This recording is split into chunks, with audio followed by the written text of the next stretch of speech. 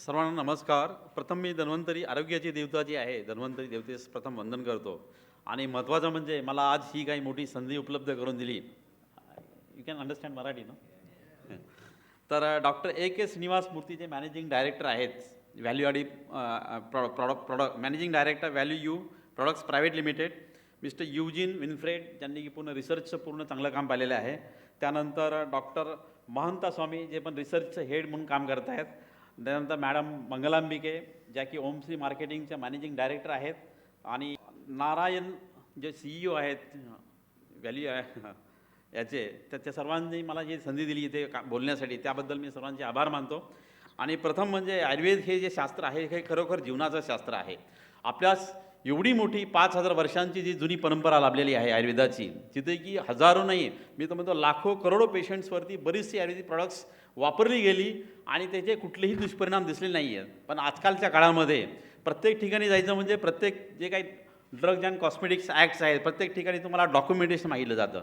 आणि आयुर्वेद हा जिथे काही कमतरता होती आयुर्वेदामध्ये, ती एकच होती की आपल्याकडे डॉक्युमेंटेशन नव्हतं किंवा क्लिनिकल ट्रायल्समध्ये आपण कमी पडायचो.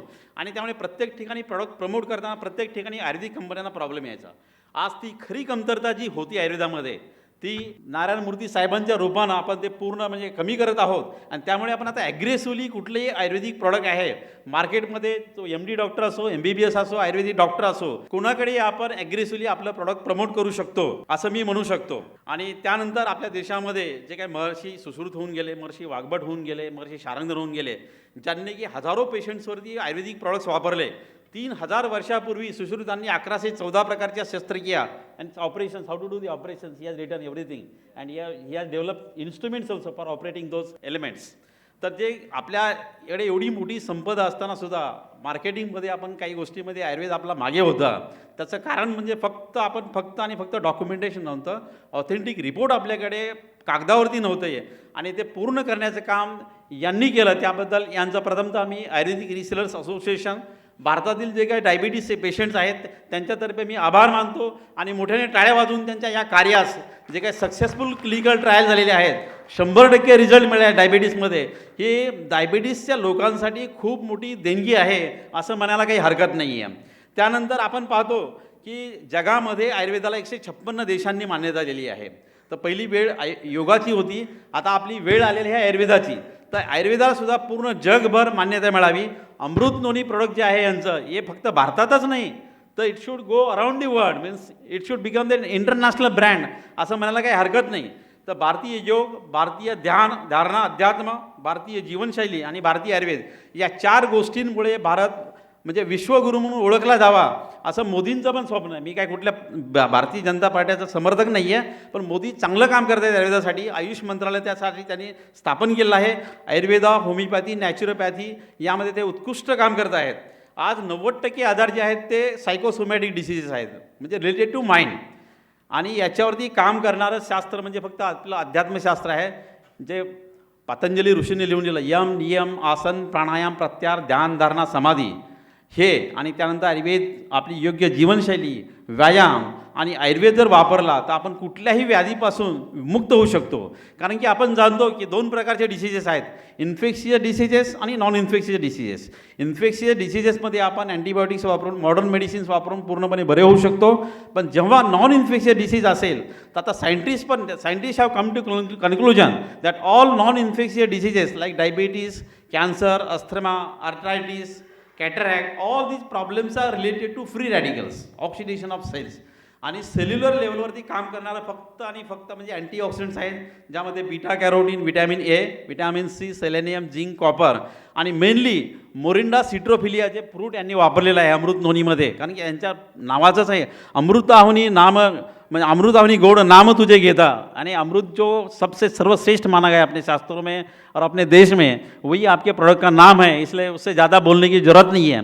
तर नॉन इन्फेक्शियस डिसीजेस ट्रीट करण्यासाठी फक्त अँटीऑक्सिडंट्सच काम करतील असं सायंटिस्टनी सुद्धा आता प्रूव्ह केलेलं आहे. आणि आपण जे यांच्या अमृत नोनीमध्ये जे प्रॉडक्ट्स वापरले आहेत, ज्याच्यामध्ये आपण पाहताय की त्यांनी आयुष्का म्हणजे मोरिंडा सायट्रोफिलिया वापरले, ज्याच्यामध्ये पॉलिफिनॉल्स आहेत, बीटा कॅरोटीन आहे, व्हिटॅमिन सी आहे आणि असे अँटीऑक्सिडंट्स असल्यामुळे ते सेल्युलर लेवलवरती काम करतं आहे. कारण की कुठलाही डिसीज जो होतो आहे सध्या नॉन इन्फेक्शियस, तो फक्त सेल डॅमेजमुळे होते, ऑक्सिडेशनमुळे. आणि जेव्हा बीटा सेल्स डॅमेज होत आहेत पँक्रियाजमध्ये, तेव्हाच इन्शुलिनची निर्मिती कमी होते किंवा इन्शुलिनचं सिक्रेशन जरी झालं तर ते पूर्णपणे शरीराला वापरता येत नाही सेल्सला.